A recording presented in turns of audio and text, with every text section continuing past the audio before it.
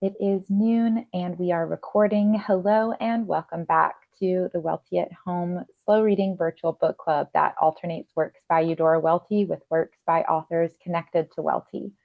Today we continue our series exploring Ross Macdonald's mystery novels, Underground Man and Sleeping Beauty, and we conclude our discussion today with the final chapters of Sleeping Beauty.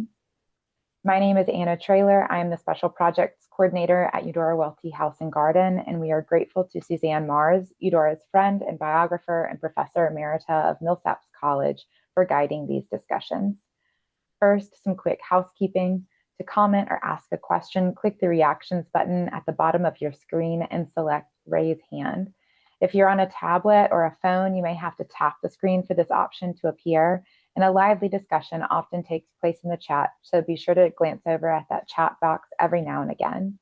If you'd like access to the chat transcript, that will go out as well in this week's e-newsletter, so keep an eye out for that. And with that, Suzanne, would you take it away with today's discussion? Right. Well, I want to let Tom take it away because he has a treat for you if that you might want to indulge in here. Yeah, yeah. I just mentioned that an unabridged audio adaptation of this book was done by KCRW Santa Monica NPR station some years ago, and they put it out as a premium, multi-hour unabridged version with all-star cast, including Harris Yulin was Archer. He narrates it. He directed it. Ed Asner, Stacy Keach, lots of illustrious actors and actresses. This was made available on Audio Partners, and station also did a version of the Zebra Striped Hearse later with the same arrangements.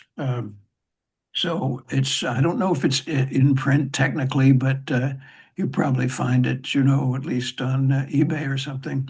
It's well worth hearing. It's very well done, both of them. So something to look for if you care to. Thanks, Tom. I'm going searching for it when we finish here today. I thought we would start off our discussion with a comment from Eudora Welty about the novel and see what you think of that. And she writes that this is a novel about family, but also about powers, which are a family too. The powers of greed and fire and waste and hurt and killing. So a novel about family, but also about powers, which are a family too. So let's start off with this as being a novel about family. Does anyone want to start us off here? Comments about family in the novel? I think we might want to think of it in terms of the children who are here.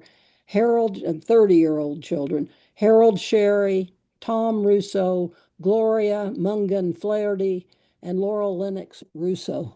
Okay, Jane, start us off. Okay, well, I have to say that I mentioned that in the last novel we read, The Underground Man, how these people could not manage their lives. Again, we're faced with that same predicament. Of course, it makes a good novel with all the problems that they go through. But if we're going to talk about family, we're going to have to talk about dysfunctional families because these people just have so many problems with their families. I did see a similarity to Underground Man with the overly protective mother to Harold Sherry, likened to in the Underground Man, the overprotective mother of Fritz in that novel. He's kind of escaped from her though, hasn't he? Yes. Well, he's back. Yeah, he's back. In times of need, he comes back. Yeah. What else about family, Harriet? I was going to say that we've got Mare Fatale again. I was wondering about that. What do you think? Yeah, and I want to pick up on what Jane was just saying because I think that that Mrs. Sherry is interesting because she is so like Mrs. Snow, too involved with her son. my son, who doesn't live at home. My son doesn't live at home anymore.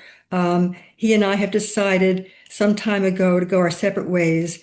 She sounded like a woman who had broken off an unhappy love affair or barely survived an illness. That we have this mother who's too involved with her son. Although, you said she escapes, he escapes. He plays her um, I mean, to, twice, Harriet, she says, I wish I didn't have a son. Twice. Yeah. well, because he's caused her so much pain. Yeah. Um, yeah. Oh, but I was going to say, Marion, Marion is, she's maybe a weakness in this novel for me because she's not like Mrs. Snow, um, a complex, well-developed character. But the drift of Marion's story is previewed in the remark that she looked as if she could feel the recurrence in her body of an old illness. And the illness, and again, I'm thinking about illness, barely surviving an illness in Mrs. Snow. We're talking about the issue of illness and crime. Um, but but in her illness, she's not only murdered three people, but she's tried to frame her daughter for the murders. Not Uh, only that, she tries to frame her very own daughter for it. exactly. And this is the daughter that she's damaged 25 years before when Laurel child witnesses to the murder of Allie. So I'm we've gonna suggest, definitely got a mare fatale. let me suggest that there's some père fatales as well here because Tom Russo's father, Whoa. um, attacks him for, why didn't you remember? Why can't you tell me who did it? And on him, and he says, "I wish I didn't have a son," just the way Mrs. Sherry does. And Laurel's father is no piece of work. Is a piece of work. I mean, uh, he ultimately thinks he's protecting his daughter, but he's also protecting himself. And um, and he uses his daughter as a ploy in the framing that story of the kidnapping. So look, and Mr. Mungan, oh, has deserted his family. Harold Sherry's father has deserted his family. So seems to me like it's parents fatale, perhaps here. Uh, what do you think? Well, of course, Ken's father deserted him and his wife when Ken was about four. Maggie often, or I should say, told more than one person that she wished she didn't ever had a child. So he's drawing on his personal. Oh, sure. I mean, yes, of course. Yeah, Jacob. So on the subject of parents fatale, I I was trying to think too, kind of like the Underground Man. What is the nature of the title? Who is the Sleeping Beauty? What Mhm. is the relationship with that fairy tale? And I think a similar sort of thing occurs like the Underground Man, where in that book you think it is the son as the Underground Man, the first person you see in the ground. And then you find out he's digging towards his father, the real Underground Man. And I was just thinking the Sleeping Beauty moment in the book, I think the really intense emotional moment is when you find out that both, um, I'm blanking on the daughter, Laurel and Tom, when they were little, they essentially not only witnessed the murder of Allie, but they're stuck in the house for several days with her. Well, Tom is. Laurel's not. She's Yeah, taken away from Tom, Tom is. Yeah. but waiting for her to wake up, Yeah. in essence. And that is, and there's even a passage, at least in my book, 196, it's when Tom is asleep and Archer is sort of observing him and he doesn't want to wake him up. He's in the kind of like dreamlike state. And he says something like, he was so young when it happened, no more than 5. And then he flung out a heavy, careless arm towards the room where Tom had been dreaming that morning, dreaming as if he had fallen asleep as a child and had never fully awakened. So in a way, he's got the kind of the Sleeping Beauty echo, but just that horrible idea of this child Yeah. unable to wake up his mom and never recovering from that.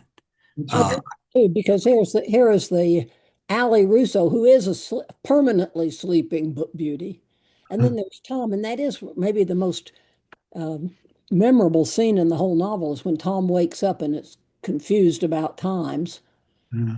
and mhm. Tom is a sleeping beauty, and then Laurel at the end. And at the end, you have that sense that it's a very hopeful thing that she wakes from the sleep. She's been wakened by Archer's kiss, and the evil fairy from the fairy tale has gone out Yeah. of over the wall and is gone from her life. And maybe there's hope, but there's Ali Russo as the sleeping beauty that never is going to wake up, and there's the question of whether Tom and Laurel are going to prosper um, Mhm. after this as well. I mean, it seems to me highly ambiguous. So, yeah, I love that, Jacob. Thank you.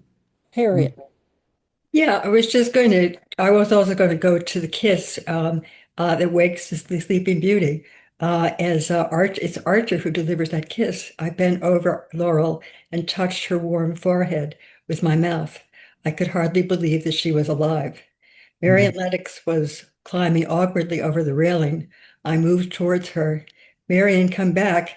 She paid no attention to me. She stepped off the air and fell in silence until the black boulders stopped her. Smoke swirled over her body like the smoke from funeral pyres. It sounds like a pretty fairy tale moment. Yeah, it is. Yeah. Uh, it's one of those passages I think Eudora was particularly fond of, that imagery. Yeah. Well, I think don't you think that Ross Macdonald is suggesting that this kind of dysfunctional family life is a, a feature of the time, that this is not that these are uh, cases that we're studying, but these are representative people and the kind of fragmentation of family that's come about uh, in the 1970s, by 1970. Certainly. Tom? Yes, certainly. I mean, after I'd been reading these books a little bit, uh, I would look around in life and my friends, and acquaintances and say, well, this is like something out of a Ross Macdonald book. You hear Yeah, some yeah, incredible stories about this fellow who met someone and she was going with someone and she was pregnant. He said he would marry and bring up the child. And it's hard to believe that these things actually happen, but they do. It's quite common. And then after a while, I realized, hey, my family, we have incidents that, were somewhat melodramatic. And then it just came to me to seem that everybody has a dysfunctional family, and and parental surrogates, and of whom there are many in this book, and they feel familial guilt.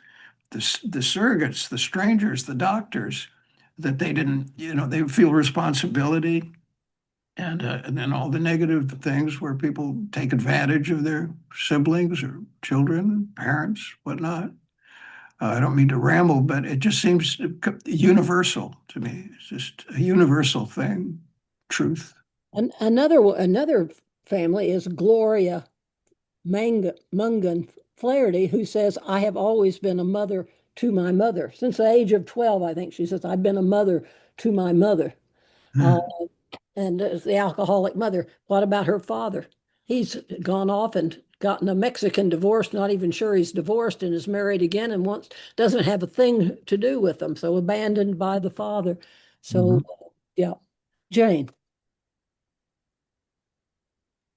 I find Tom's father rather interesting. You mentioned him a moment ago, how he attacked his son. Um, when he moves with his wife to Bremerton, is that Washington? Yes. And and then she leaves him. And it sounds like she goes to live in his house, the house he has in whatever town, the house that his son now lives in. West LA. Yeah. And yet he just, a sign of the times, I don't know, but maybe he had to work, I don't know, but he just let her go off with his son. I mean, he has parental rights too.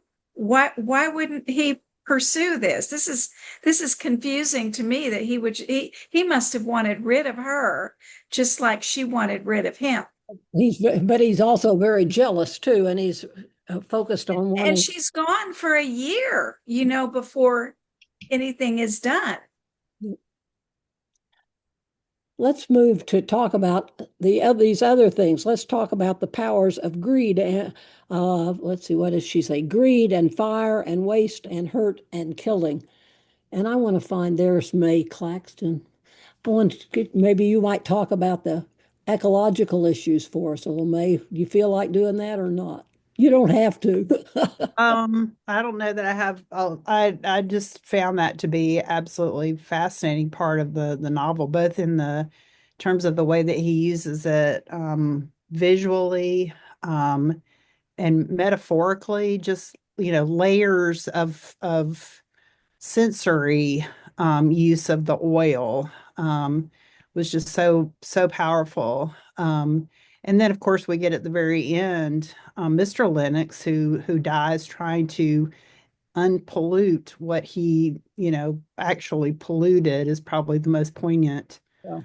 part too. So I'm wondering, I mean, maybe I think one of y'all can help me with this. Maybe Tom, just was this kind of the first big ecological disaster in terms of oil spills that really made national news? Or were there earlier examples of this? I think this was certainly was very big, and yes, in my memory, we always have a lot of fires out here, but yeah, this was enormous. It had, I would say, a national, international impact, and later there were lots of oil spills, bigger ones, I guess, around the world. But this was a very big deal, and that mobilized and united the town of Santa Barbara. Talking about Santa Barbara's oil spill, of which this book is based. In the And novel, they say it's not the Santa Barbara oil spill, but it yeah, is the Santa Barbara oil spill. It's based yeah, on, yeah. yeah, and of course he would have called it Santa Teresa, Yeah. as in the book about the fire. But this is to set in Pacific Point. But in any case, yes, and the Santa Barbara spill, as I've said before, led to the creation of Earth Day, and and there were big lawsuits, and they sued Standard, the Union Oil, and all of that, and it was crucial. It was a very important recognition. Line in the oil line in the beach, if you will. So we have, greed here in this kind of abuse of the natural world, of taking everything we can from it, of unwisely putting in this well, which Somerville admits he's done. And it is a family involved, but there are lots of families involved in that kind of Yeah. greed in the plundering of the natural world, and which is going on here. And so here's another kind of dysfunction of the family. Jacob, and then I think Harriet had something.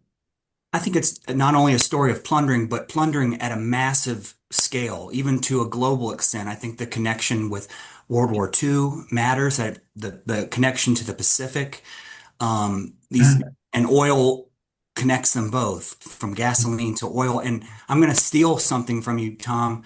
When I was leading up to this, I have a copy of the Oh, Archer Files, which is other short stories, and Tom has a really good long kind of pseudo biography of Archer at the beginning of it, and I want to pull a passage from it. So I haven't read this book yet, but it's called The Drowning Pool. It's an earlier one. But it's very interesting in this conversation about the attention to the environment in these books and Archer and McDonald's sort of sensitivity to it. It's just I'm gonna read this paragraph. I turned on my back and floated, looking up at the sky, nothing around me but cool, clear Pacific. Nothing in my eyes but long blue space. It was as close as I ever got to cleanliness and freedom, as far as I ever got from all the people. They had jerry built the beaches from San Diego to the Golden Gate, bulldozed superhighways through the mountains, cut down 1,000 years of redwood growth, and built an urban wilderness in the desert. They couldn't touch the ocean. Ah, They poured their sewage into it, but it couldn't be tainted. huh. And there was nothing wrong with Southern California that a rise in the ocean level wouldn't cure. So, but Santa Barbara is a historic example of the Yeah, oil, the hunger for it, the greed was willing to quite literally go beyond manifest destiny into the ocean, right. um, Very good. coming up the legal bounds to drill into this what seemed to be, no They, man's land or international waters, and they're pushing for it. Yeah. they could despoil the ocean. Can I say briefly, when Miss Welty went to see Ken when he was sick, and they had a good meeting nonetheless. Uh, she and he at one point went out and we were looking out over the ocean, and he pointed out to the oil platforms out there, and he didn't quite know what they were, but he said to her, "Those those things out there, they don't they don't belong there, do they?" Even with the loss of memory. Yeah, Yeah. it's there. Yeah. Harriet. Yeah, I wanted to add that, the dead bodies that we see are soiled with oil. Nelson's body is spread eagle in a slick described as a blotched, undulating skin. And Archer tries to grasp him by the hair, but his hand slides off the scalp because it's dark with oil. Tony Lashman has oil in his eyes, oil in his open mouth, oil and death in these scenes are linked. And keeping that in mind, what I really wanted to do was to turn us back to chapter 19 that we passed over last time and say, there we see the harbor was even blacker than it had been morning. Men with oilskins and hip boots were cleaning rock walls with live stream. Other workers in small skiffs were scattering straw on the floating oil, then picking up the oil-soaked straw forks. Hundreds of bales of fresh straw were piled on the beach like barriers against a possible invasion. And there, Archer meets a journalist, and they talk about responsibility. Responsibility for the leak. The owners say that the leak is an act of God, but Wilbur Cox says in the short run, oil people are to blame. They didn't take the danger of the spill fully into account, but they didn't use and they didn't use the right preventative measures for drilling at that depth. Why? Because it costs money. But he continues, in the long run, we're all in the game. We all drive cars. We're all hooked on oil. The question is, how do we get unhooked before we drown in this stuff? I want to say in Sleeping Beauty, literal bodies are drowned in the stuff, but drowning in the stuff, I fear, is where we are right now, metaphorically, in our war with Iran. And Miller is attention is prophetic. And I want to call attention to how many times in this novel Archer is in his car going from place to place in California, constantly moving. And it goes right back to that passage you quoted. We're dependent on what are the cars dependent upon? The oil that comes out of that. And why are we doing that? Out of greed. And it's tied to one family, but it's also tied to many families, to all of us and our families that are relying upon this. I think so. There's that indictment. I thought I saw Cheryl. Cheryl, are you still with us? I am. Oh, But Harriet stole most of my thunder. oh, I guess the only a thing pox I on would, her, Cheryl. would you say? A pox on her. I know. I might have another comment coming up. All right, good. I'm glad to hear you back. Um, so anything else about the oils? I think this is really a powerful aspect, and it is totally interwoven with the whole question of family, I think, and exploitation. I had thought we might talk a little bit about what the novel has to say about traditional gender roles. Does anyone want to talk about that? Well, I like the exclamations that the older lady says. I blame the men. Let them handle it. That's a very Maggie type remark, but Yeah, both Sylvia and Marion are say that, and they and Archer says about Marion, if I let me see if I've written it down, that oh, it's 154. Archer's talking about Marion. And he says, she was one of the disappearing species of women who live in their husband's shadow and can only step out of it when the husbands are out of action. So he sees that the traditional roles failing, but the all women in this novel of uh, of Elizabeth's generation, Marion's generation, Sylvia's generation, uh, are not are resentful, see men as having power, resent the power, want to stay back and complain about it in retrospect. There are very few women who are stepping out of those roles. Hopefully, Laura will be one. I think Connie Hapgood might be one, but she's not the most sympathetic, I think. Cheryl. sure. Cheryl, did you have something? What about her mic? Is she muted? Sorry, yeah, I'm using my laptop and my phone because I'm doing stuff. But regarding gender roles, right at the very beginning of page 4, a few people, mostly women and girls, were standing at the edge of the water, facing out to sea. They looked as if they were waiting for the end of the world, or as if the end had come and they would never move again. Now, that could be because women are often typified of having more of an instinctual nature, or it could be because all the men are at work while they're home, and therefore being able to first able to witness this. I also think about Laurel's mother and father, and the mother being willing to go along with whatever Jack decides to do. She was very complicit in that. And then there was just one more quote.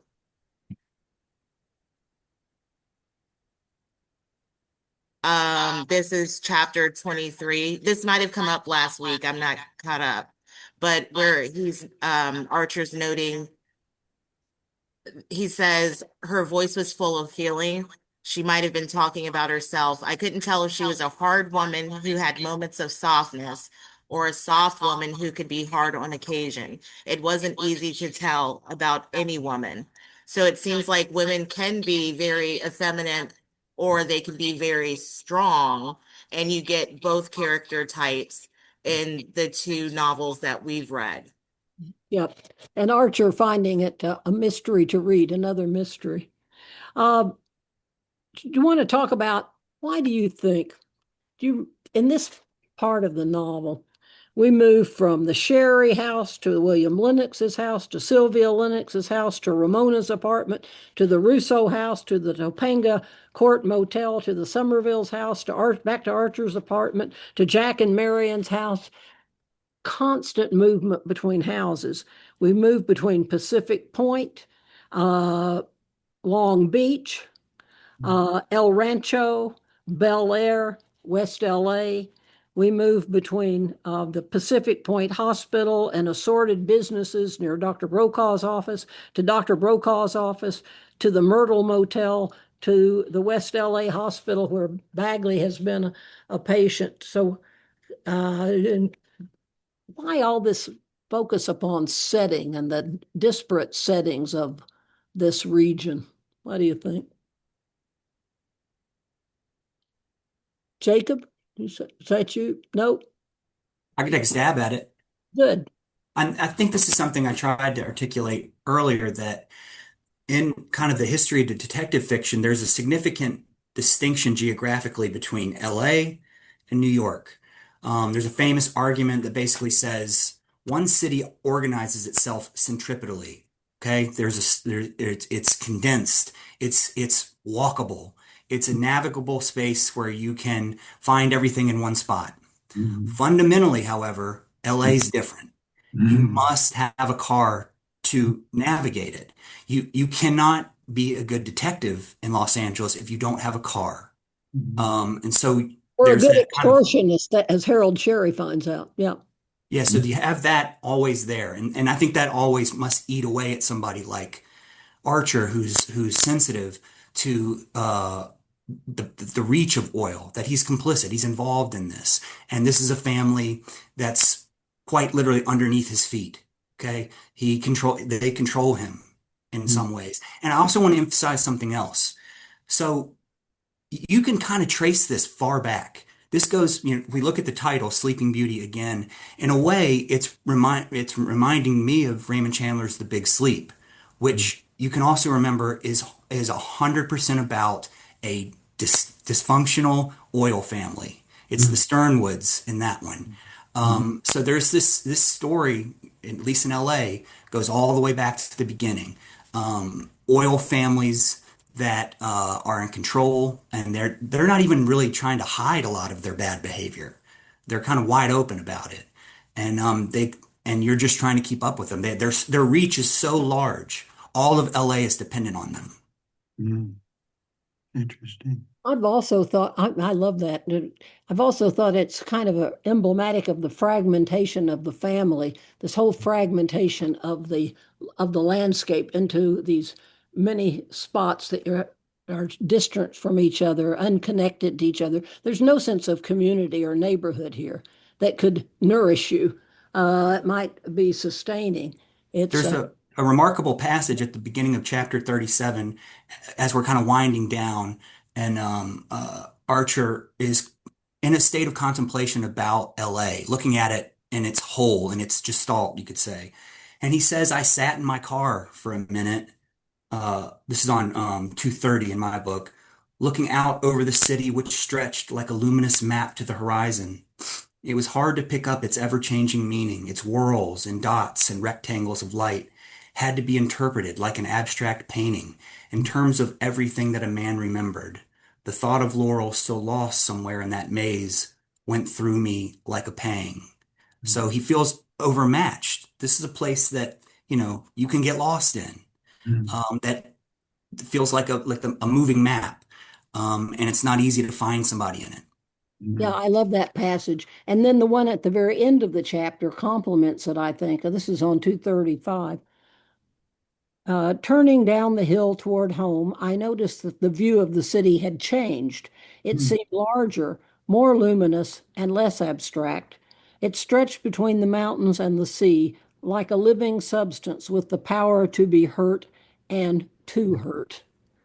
So it's shifting. It's always it looks different. But here it's like a living substance with the power to hurt and to be hurt. And both have happened here, I think, too. Very nice. Very nice. Uh, um, what about the mysteries here?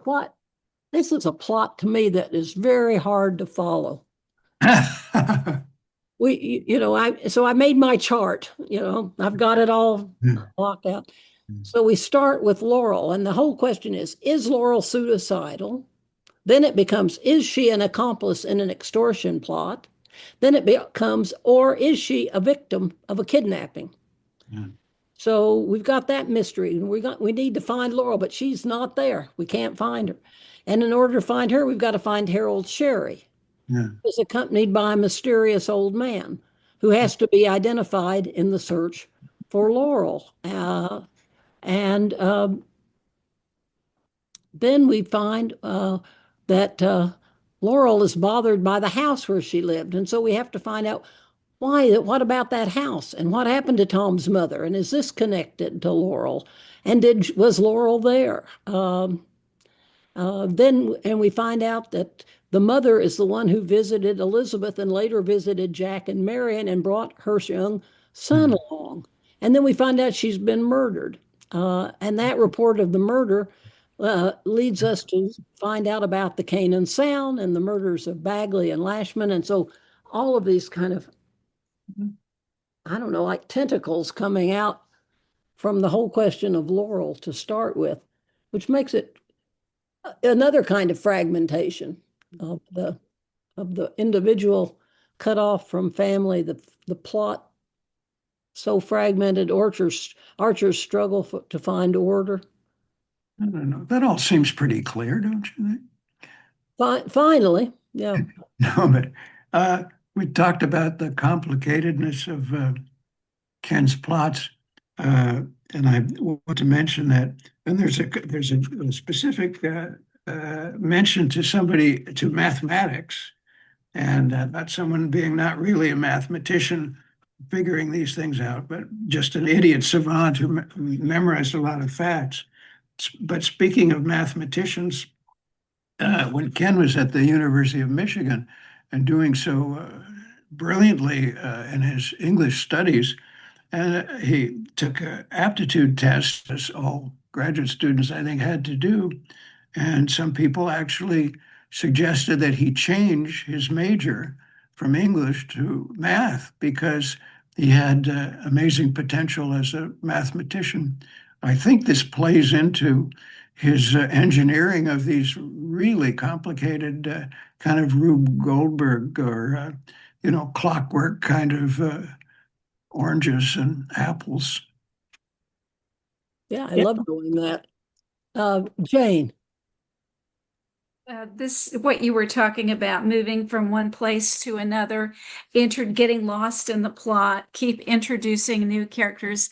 It reminds me of that old movie, Murder by Death, where I think it's Truman Capote is the mastermind, and he calls together all the great detectives like Sam Spade and Charlie Chan, etc., and he faults them for killing the novel by having so many dead ends and character mix ups and playing such tricks on the reader. I think, though, that this kind of plotting complements what he's trying to do. It's an example, it's the sort of fragmentation again that the characters are experiencing in their lives. Mm-hmm. It's part of the plot, so that the plot is a metaphor carrying the meaning of the novel. The fragmentation, and also the connectedness. Yes, yeah. People, and the need for order, the need to find, to understand. Yeah. Looking out at the city and that map that Jacob read to us about, What about the name of Laurel? Do y'all think that's a significant name? It's significant for all of us Welty fans because in The Optimist's Daughter, our protagonist is Laurel. And when Eudora Welty sent a copy of The Optimist's Daughter to Ken Miller, he wrote back and said, "It's amazing because the character in my new novel is also going to be called Laurel." So he had already come up with that name. Do you think the name works here in the novel, and does it evoke does it allude to anything else that enriches our understanding of the novel? Yeah, what's the phrase? Look to your laurels. This is the whole book about looking to your laurels. Yeah. And it's a cautionary tale about a family trying to protect itself. It's got loose ends, and Laurel is a wild child, and that they're afraid of losing their inheritance through her, and so they're kind of almost trying to hide her. So they're looking to their Laurel. I also think that, all these suspicions about Laurel. She's involved. She's an accomplice. She's complicit in the extortion. And people keep saying, no, Laurel wouldn't do that. And finally, it's true. Laurel is the one who has the principles. She comes to her mother and says, "You need to turn yourself in." She's seen and she's decided to live. Mother, you need to turn yourself in. The mother is happy to blame it on Laurel, but other people have said, I don't believe that of Laurel. And here is Laurel proving herself worthy of the laurels she has received, of the praise, the honor, I think. At the end, the woman who's escaped us has is the one who's most deserving of that admiration. And Archer has had a sense of that all along. Anything more than that? I think we have a comment from Jane. Jane. Well, you can think of the laurel as being the prize, the winner's prize always got the laurel leaf. And at the end of the novel, he's crowned with his laurel. He finally finds her. That's his prize. Oh, so yeah. Archer's prize here is too. I think Laurel is the one who has picked up the oil-covered grebe, who grieves about the plight of the environment, and a laurel, of course, is a natural plant. It's a part of nature, and she's allied with the natural world. Also, not just the metaphoric laurel, the laurel's woven into a wreath or a crown, but the natural shrub. Yeah. Marcia, oh, I'm so happy to hear you speak, Marcia. Thank you. I'm mostly in the comments. This is about the way in which both Ross Macdonald and Eudora Welty structure their stories.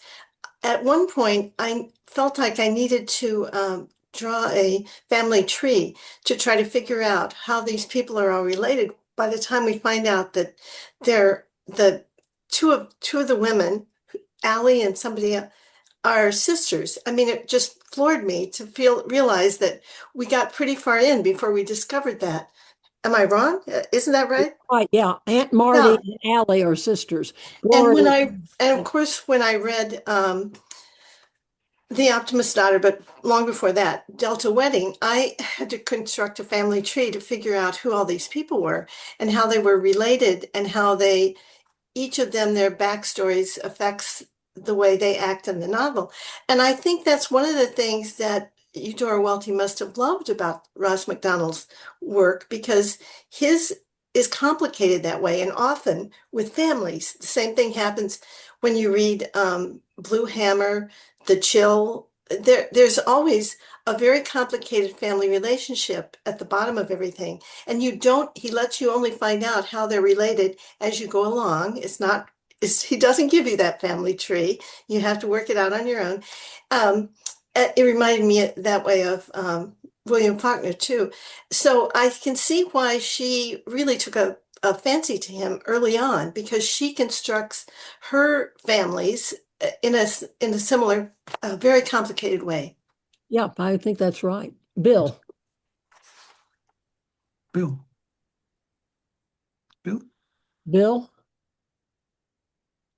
Mike, he needs his mic on. Yeah, you're muted. I got it now. Well, Laurel comes from that Greek myth where Apollo was shot by Cupid's desire arrow, and she was the nymph was shot by a repulsion to Apollo. And she begged her father to turn her into what we now call a laurel tree. Her name was Daphne in the myth, and Daphne means laurel. So when it comes to like the Sleeping Beauty kind of thing, she was turned into a permanent Sleeping Beauty in that particular myth, So that's the only connections I can see with the name. And it's all Apollo who makes the leaves of the laurel the symbol of victory. victory and for the poet. Yeah. Associated with the poet. So that, yeah. Shot by an arrow from an archer. Yeah, that's exactly right. Well, in some regards, it's also a symbol of greed. Yeah. Uh, what else? What else do we need to discuss? Well, as a previous person said, Macdonald lets you figure this stuff out for yourself. He does that in some wonderful ways through the different books. And also, I was noting this time how he doesn't always tell you where he's going. He says, "I got in the car." And you discover for yourself where you're going to end up with him, or he'll even like jump cut sometimes to the next place and let you figure out where he is and what the connection is, and all those connections between people. He lets you figure out a lot of those that are less crucial. Uh, but after a while, you say, "Wait a minute, now this person, that was the same person who back 20 years ago," and that kind of thing. It increases suspense and also momentum, I think, if he doesn't spell everything out as he goes. Yeah, and we get lots of red herrings in here, typical of the murder mystery, because people are lying to him all the time. Right. One thing that struck me about this, and I might compare it a little bit to Losing Battles, in that so much of it is dialogue. Mm. Much less reliance upon description here than in The Underground Man, I think. Much more reliance on dialogue. So it seems perfect for the recording that you were Yeah. talking. Yeah. And I think the dialogue is very convincing. Yeah, Harriet. I wanted to riff on passages to say something about the Archer detective series as a whole, and it's not unrelated to family, um, but it is related to doctors. Dr. Lawrence Broker, who for a while in the book is Dr. Watson to Archer's Holmes, as they collaborate for a little bit. They have an argument, and I'd argue that the debate is one that Archer is also having with himself. The doctor says, "You call yourself a private detective, but you're still what my patients call fuzz. You're the willing representative of a punitive society, and all you really want to do is arrest people and put them behind bars."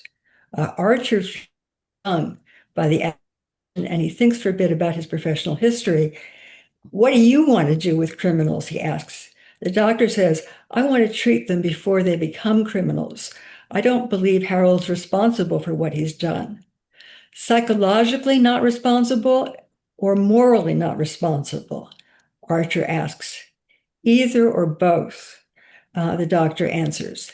The debate is about crime, psychology, culpability, and punishment. And there's a passage later that is about patterns that helps me understand the Archer series. It's and Miller's version of detection, and the ways in which Archer is a kind of special detective in the history of hard-boiled. Mrs. Sherry recalls some German philosopher, I think it was Nietzsche, saying that history just goes on repeating itself like a worn-out record endlessly. He was right. It's the story of my life. "Can you tell me what the story is?" Archer asks. "I don't know what it is. That's the strangest part of it. It seems to be repeating itself, and yet it always takes me." Archer's saga story is we're all caught in our psychological patterns, and yet they always take us by surprise. Archer's saga story is that we are is that we're caught in this way. And Dr. Lampson says when he's thinking about Nelson's Bagley story, investigating them, we are struggling to find meaning. Nelson was coming back to life. struggling for meaning. And I'm just thinking about the way in which Archer is incredibly psychological detective who is, he says every witness has his own way of creeping up on the truth, discovering their patterns and understanding it, and that he is that the books are about family maybe, but they're really about learned patterns that are being passed from generation to generation and being caught in them and not being able to recognize them, even though you know they're there, being surprised by them, and the whole issue of crime and culpability, of his, is it who's responsible, and what is um, um, the right way to approach these illnesses.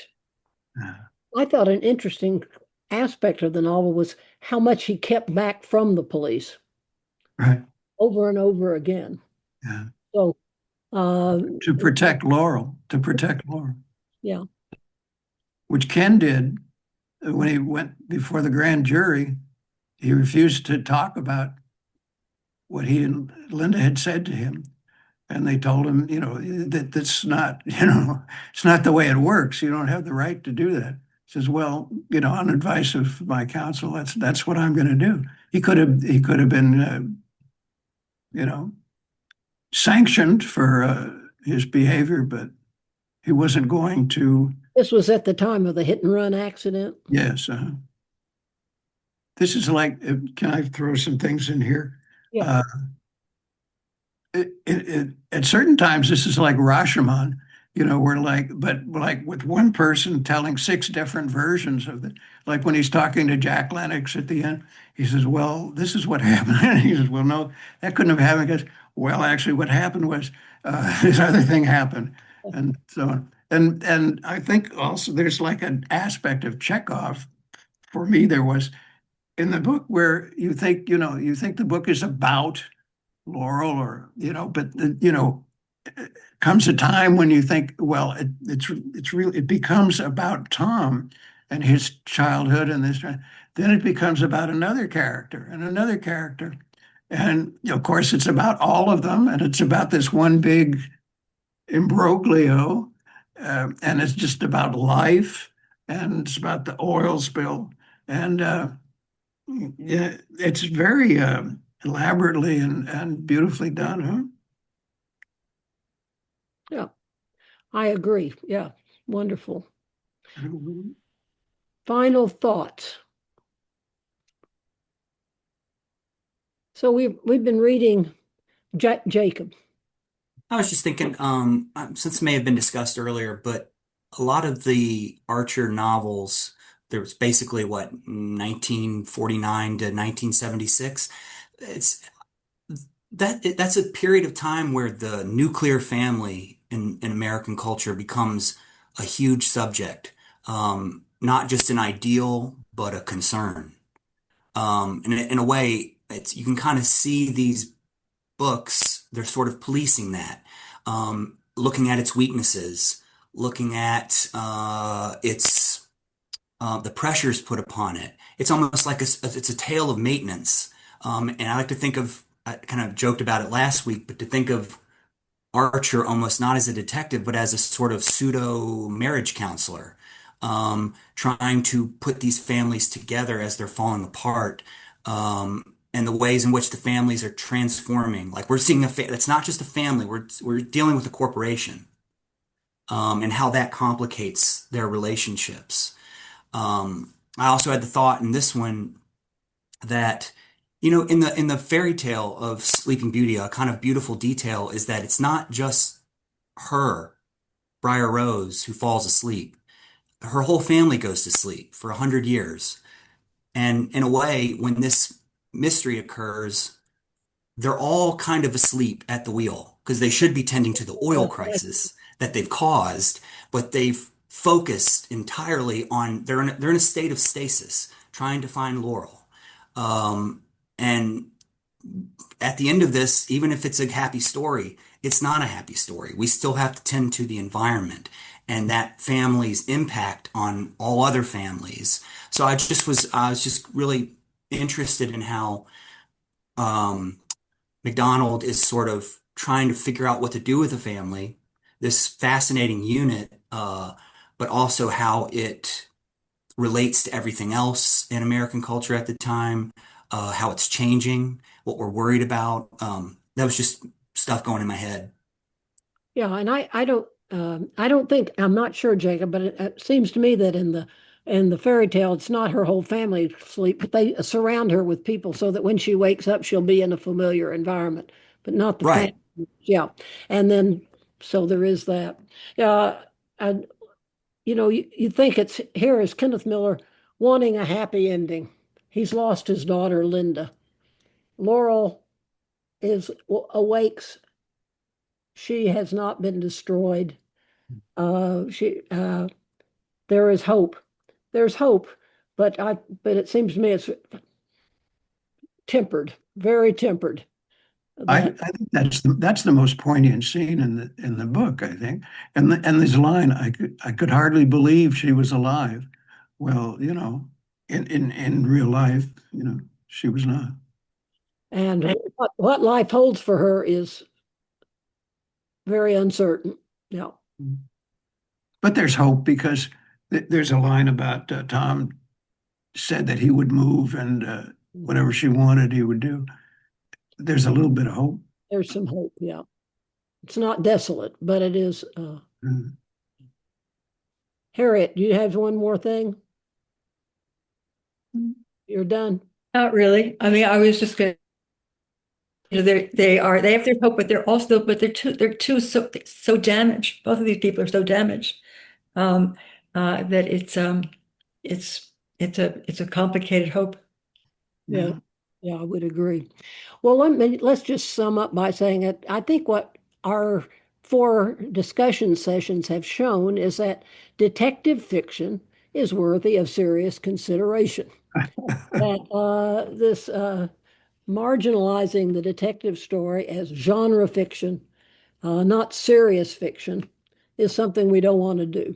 And these are two novels that we've taken very seriously, and I think we've benefited by taking them seriously and talking about them in these ways. And so um, I hope that we'll continue to do that. We'll come back to mystery writers periodically, and we could read some of Eudora Welty's other favorite mystery writers, perhaps, and see what we think of those. Any final thoughts about detective fiction? This is a fine example of it, and so we're not looking at a hack writer here, but the genre is more malleable, perhaps, and more useful and more uh, complicated than has typically been given credit for. I think, Jacob, I should let you have the last word as the person who's written most about this. Uh-oh. Well, I think it's Next just to Tom, because, that is, next to yeah, Tom. Tom can say plenty more. I'm really enjoyed this experience because I've just been trying to read my way up through the genre and trying to find how to place these characters, and I felt like I really got a better sense of the uniqueness of MacDonald and Archer and their sort of revisions to the genre. In a way, I think they kind of soften it a little. That hard-boiled, sort of exaggerated, annoyingly masculine style. There's something there. Archer has a softer touch, and I think it's well warranted. And it kind of puts it in a better place of sort of literary recognition than some of the other stuff. But yeah, that's all I'll say. All right. Last chance. There have been some amazing comments in the chat. It's been hard to keep an eye on everybody's amazing comments. So please keep an eye out for that link to the chat transcript in in your newsletter on Fridays. And if you're interested in continuing the discussion outside of Zoom, we have a Facebook group there as well. So keep an eye out for that newsletter and the link to those things. Is there any other last comment here in our last minute? Anna, we might say something about what's coming up and when.